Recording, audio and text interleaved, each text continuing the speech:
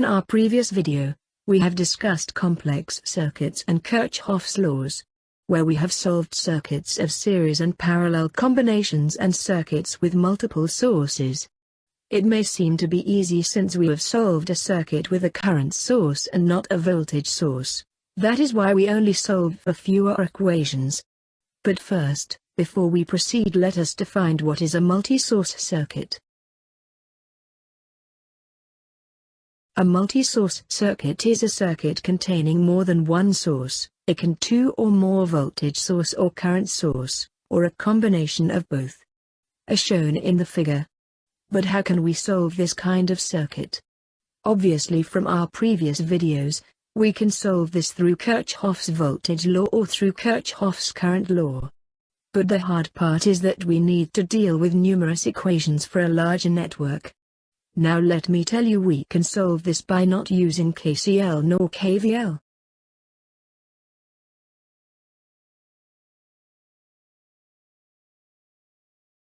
Superposition theorem states, in any electrical multi-source network consisting of several elements, the voltage across or current flowing through the element is equal to the algebraic sum of the individual voltages produced in that element by each source acting independently.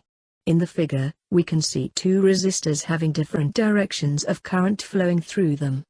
Applying the superposition theorem, we can compute for the effective current to be the current from source 1 minus the current from source 2, this is if we assume the right direction to be positive.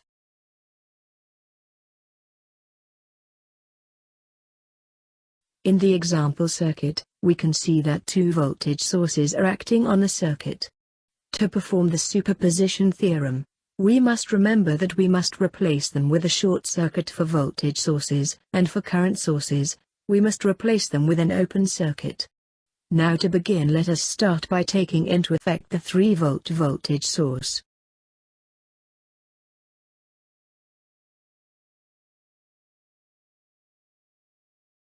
We can see in this circuit then we have replaced the 2-volt voltage source with a short circuit.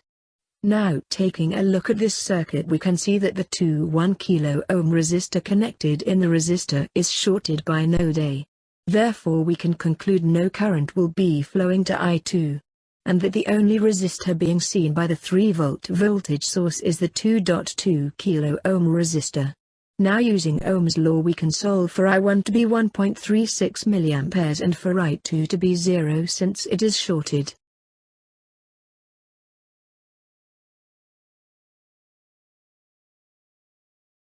Now in this circuit, we can see that we have replaced the 3-volt voltage source with a short circuit. Also, we can see that the resulting circuit is a series parallel combination circuit, having two 1 kilo ohm resistors connected in series and the combination connected in parallel to the 2.2 kilo ohm resistor. Now let us compute for the equivalent resistance, which is 1.05 kilo ohm. This equivalent resistance is the resistance being seen by the 2-volt source. Now let us compute for the individual current as supplied by the 2-volt source.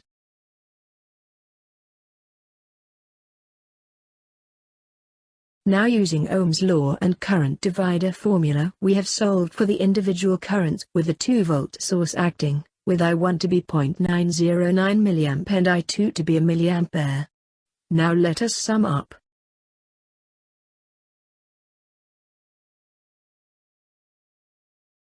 Now using the superposition theorem we have solved the circuit. Note that when you compute for the effective current, remember your assumed direction. If you assume current going right positive and going left to be negative, then stick with it.